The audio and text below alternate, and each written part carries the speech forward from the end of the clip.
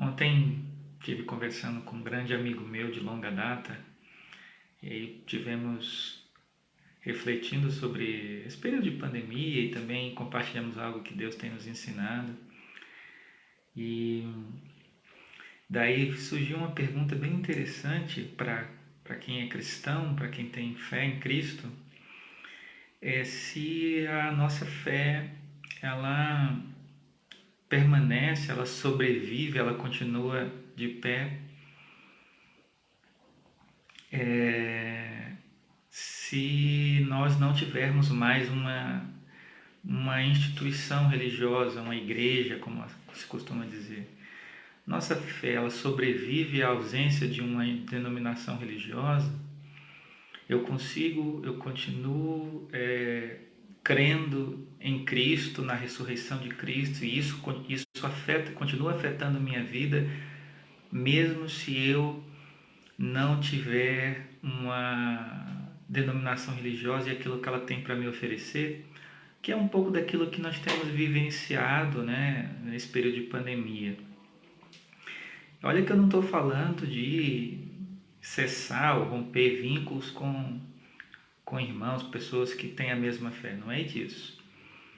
Mas durante essa pandemia a maioria de nós tem experimentado um impedimento, né, de reunir presencialmente num determinado local.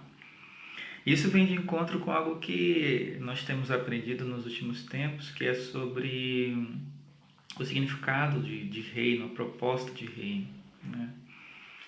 É muito comum, né, se verificar um pensamento religioso, da religião criada pelo homem, mas que não se verifica bem nas escrituras.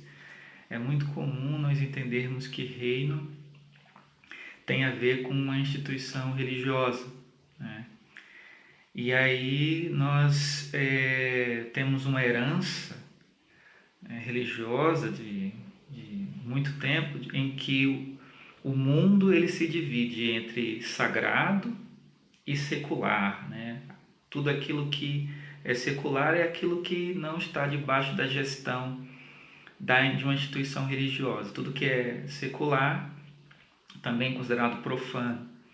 E o que é sagrado fica debaixo da gestão de uma instituição religiosa, de uma igreja, vulgarmente falando, né? E no fundo, quem tem esse pensamento pode checar facilmente, né? Quando você está fazendo algo que não está sob a gestão da religião ou da instituição religiosa, você acredita que aquilo não é tão sagrado assim, aquilo não é tão benéfico assim. Então, por exemplo, um pedreiro que está ali erguendo uma parede, se ele não estiver erguendo uma parede que é, por exemplo, a expansão do templo, então aquilo ali não é tão sagrado, aquilo sim, não é tão sagrado. Se ele estiver expandindo lá o templo da igreja, aquilo ali é uma coisa mais sagrada, mas se não, é uma coisa secular. Um professor, como é o meu caso, quando está dando aula, aquilo ali não é tão sagrado quanto, por exemplo, né, se eu estivesse dando uma aula sobre a Bíblia. Esse é o pensamento, essa é a herança que a religião que não vem de Deus, né, vem é produto da mente humana, é isso que ela nos ensina. E ela acredita que é assim porque diz assim, ó, buscai, né, Jesus fala, buscai em primeiro lugar o reino de Deus e a sua justiça, e as demais coisas vos serão acrescentadas. Daí o entendimento que se dá a esse versículo é que o reino de Deus tem a ver com todas as coisas que estão debaixo de uma instituição religiosa, e tudo que não está são as demais coisas. Então, quando eu não estou vinculado a essas atividades religiosas, eu não estou buscando tanto a Deus assim. Só que o mesmo Senhor Jesus que disse isso, ele também disse que o reino de Deus ele não vem com aparência exterior. Não podeis dizer, ei-lo aqui ou ei-lo ali. E ele completa dizendo que o reino de Deus está entre vós, né? E a Bíblia fala o tempo inteiro que se não proceder do coração, nada acontece perante Deus, da parte do homem. Então a região em que as coisas acontecem é a região do coração. Então as escrituras elas falam o tempo inteiro se quem lê as Escrituras vai poder reconhecer os versículos que eu vou mencionar agora, de que o reino de Deus, ele não tem a ver com o lugar que eu frequento, ou onde eu passo tempo numa determinada região geográfica, mas sim o coração com que eu me apresento para a vida, e não importa onde eu esteja. Jesus falou que não é o que entra no homem um alimento que o contamina. Ele falou que o que contamina o homem é o que sai do coração, porque do coração é que procede os maus pensamentos ou os bons pensamentos. E a Bíblia fala, se você for, por exemplo, tenho aberto aqui em Colossenses 3, né, o apóstolo Paulo escrevendo aos Colossenses em 3, versículo 22 em diante, ele diz assim, ó: vocês servos, obedeçam em tudo aos vossos senhores segundo a carne, não servindo só na aparência. Quando ele diz assim, vocês servos, aqui é empregados, né? Empregados, servo, obedeçam aos vossos senhores segundo a carne, não servindo só na aparência como para agradar a homens, mas em simplicidade de coração, temendo a Deus. E ele continua nesse contexto, diz assim, ó: e tudo quanto fizerdes, fazei de todo o coração como ao Senhor, e não aos homens, sabendo que recebereis do Senhor a recompensa da herança, porque a Cristo, o Senhor, servis.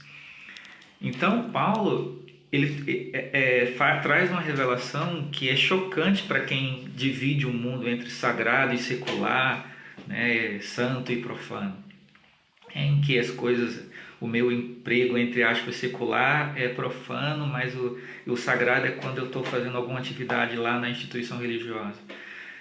Paulo diz que é Cristo o Senhor que nós estamos servindo quando nós estamos lá no nosso trabalho. E como é que se verifica isso? É fácil, porque o reino ele se instala no coração. Então, quando você está lá no seu trabalho e você está disposto a se esforçar para se neutralizar e dar lugar aos ensinos de Cristo na sua vida, aí é o reino de Deus. Então, se você está lá no seu trabalho e você comete uma falha contra alguém e você está disposto a ir lá e pedir desculpas àquela pessoa, aquilo ali é sagrado para Deus. Não interessa se você está numa igreja ou não. Agora, se você está numa igreja, você ensina professor, é pastor, toca instrumentos, música e louvor, mas você faz aquilo por birra, você faz aquilo por inveja, contendas ou intrigas, então aquilo ali é mundo, aquilo ali é profano. Não interessa se aquilo ali é ou não uma igreja. A igreja é uma instituição. A questão é o coração. Da mesma maneira, se eu estou lá, né, no meu trabalho por ambições, cobiças, invejas, aquilo ali é profano aos olhos de Deus.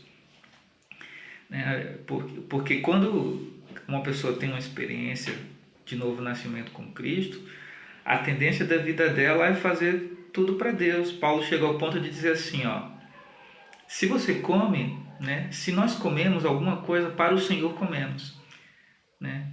Se bebemos alguma coisa, para o Senhor, né? Ele diz assim: quer comais, quer bebais ou quer façais qualquer outra coisa, é para o Senhor. Depois ele chega ao extremo de dizer assim, ó: se vivemos, para o Senhor vivemos. Se morremos, para o Senhor morremos. Até o ato de morrer é para Deus. Ele diz assim: porque dele e por ele, para ele são todas as coisas foram feitas por meio dele, e sem ele nada do que foi feito se fez. Isso é reino. O reino cresce, e o reino cresce do lado de dentro, e a pessoa começa a devotar toda a sua vida para Deus, e aí já não tem mais dia da semana, já não tem sábado nem domingo, né? Antigamente se dizia assim, Jesus falou, ouviste o que foi dito aos antigos, né? Então, por exemplo, você tem lá: em 6 dias farás toda a tua obra, o 7º, porém, é do Senhor. Então, se dava essa concessão, Deus ainda dava essa concessão, mas Jesus falou que se a vossa justiça não exceder em muito a dos escribas e fariseus, de maneira nenhuma entrarei no reino dos céus. Então, se antes existia uma concessão de dar 6 dias ao homem para ele fazer o que quer, hoje em dia todos os dias têm que ser guardados. E quando é que você guarda? Como é que se guarda um dia? É quando eu me neutralizo em favor da vontade de Deus. Isso acontece no meu trabalho. Como eu falei, se eu estou lá no trabalho e falho contra alguém, cometo um erro contra alguém, o que é que a vontade de Deus diz? Que você deve reparar o dano que você cometeu. Então você vai lá e repara o dano. Naquele momento você guardou aquele dia. Esse é o sábado do Senhor, né? Você vai ver, por exemplo, João Batista pregando, inaugurando a pregação do reino. Ele diz assim: arrependei-vos, porque é chegado o reino dos céus. E a audiência dele, né, o grupo de pessoas para o qual ele se dirigiu, era o mais variados possível. Tinha ali, por exemplo, os publicanos, que eram cobradores de impostos. E eles cobravam impostos em nome de Roma, que, diga-se de passagem, estava ali dominando Israel pela força da espada, na má injustiça. Esse mesmo grupo de publicanos, ouvindo a pregação do reino, pergunta para João Batista: o que é que nós faremos? João Batista: o que que foi imposto a vocês cobrar? X, não cobre mais do que isso. Ou seja, dá para viver o reino, porque arrependei-vos, porque é chegado o reino dos céus.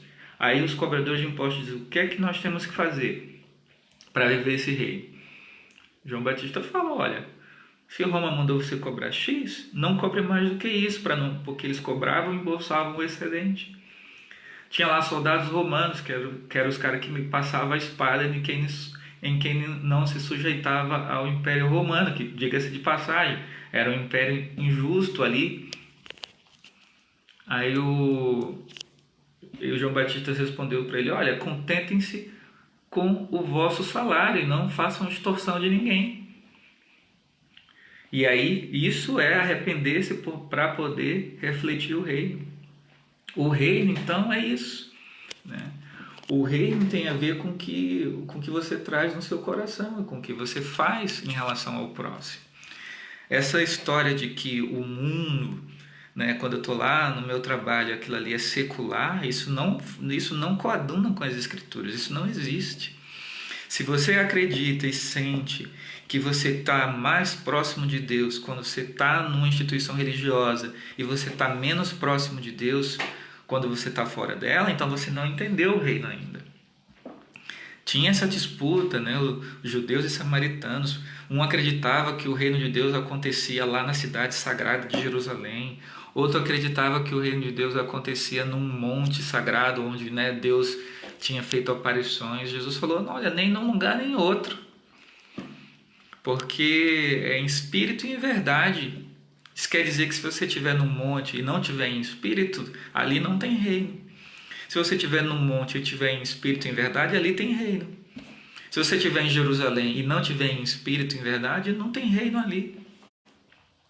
Mas essa está muito arraigado, assim, está muito intrínseco essa ideia de que o mundo é dividido entre sagrado e profano. O sagrado é o que tem a ver com a instituição religiosa, profano é onde ela não estende a mão dela, é onde ela não tem a presença, a gestão dela.